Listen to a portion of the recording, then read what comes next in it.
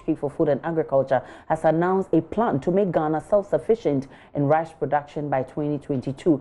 Ghana currently imports up to $1.5 billion worth of rice, with its attendant implication for the currency and the economy. Addressing journalists at a news conference today, Agric Minister Dr. Akoto Efriye said his outfit is supplying farmers in selected districts across the country with improved seedlings to achieve this goal. It's taking a very significant role in our food chain. When I was a kid, you only ate rice when there was funeral in your home.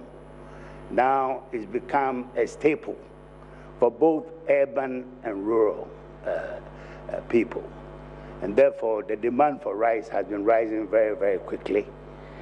And we've had to rely more and more on exports. And I'll give you some figures. So, $1.5 billion, if you put it in context, we are earning about $2 billion from our major agricultural export, cocoa, $2 billion.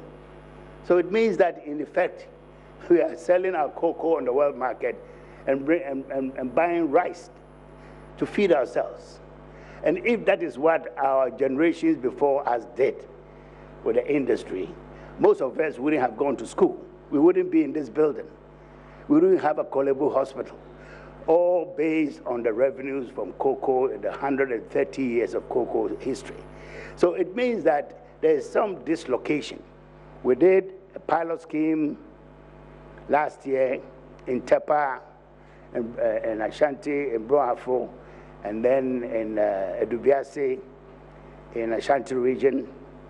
And those two pilots proved to us that without irrigation, by using the low-lying areas, which is water-logged, we can do two crops in a year with rice.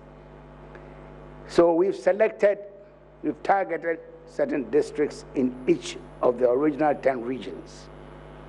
In Ashanti, we have 16 districts that we have selected. Western region, we have 15 districts that we have selected. I'm talking about the old 10 regions. Central region, 5 districts. Greater Accra, even Greater Accra, we have 1 district which has that potential. Volta region, 24 districts. Eastern region, 7 districts. Brongahafo, 8 districts.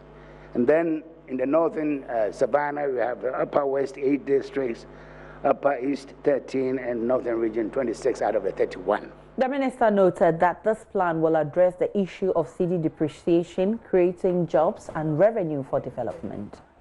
Remember, we had a crisis in our foreign exchange with the cedi dropping very sharply to nearly over 6 cedis to the dollar, and government had to intervene to bring it down.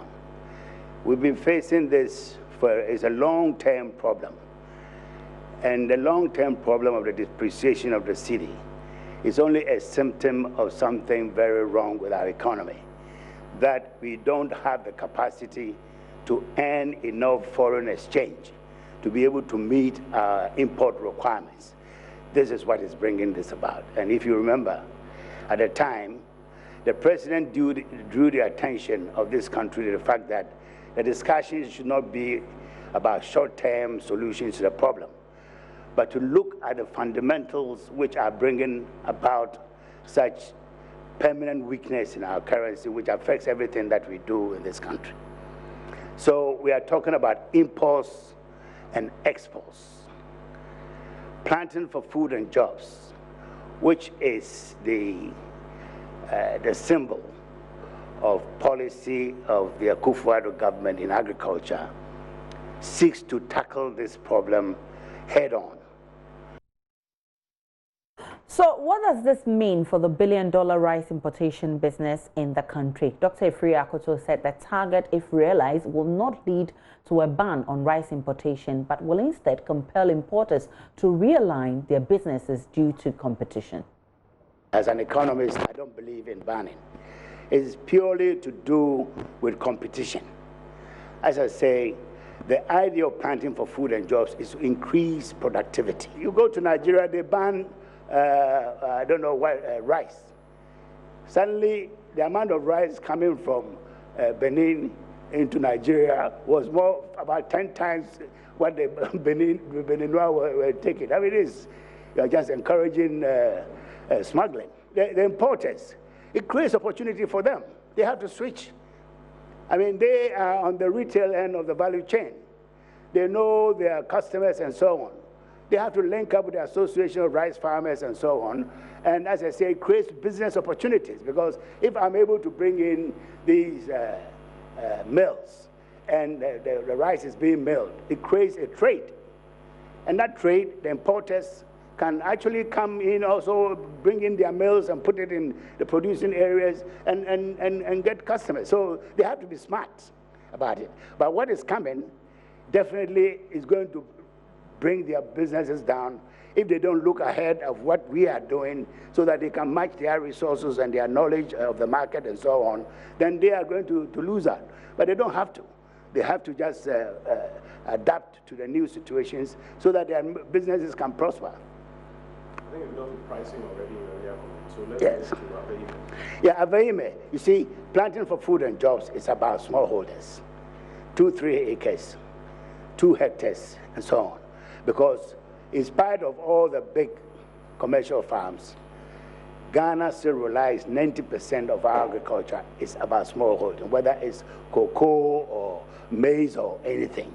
So we feel that, and socially, if you are looking for the poorest group of people in Ghana, of workers in Ghana, they are farmers. They are very poor because they've been denied. We live in air-conditioned offices in Accra, and we think that that is the end of Ghana. You go out 10 kilometers, you find that it's a totally different story. I'm sure you all know it. So it is something that we need to focus on. We have limited resources. How do we use these resources effectively to make Ghana prosper again?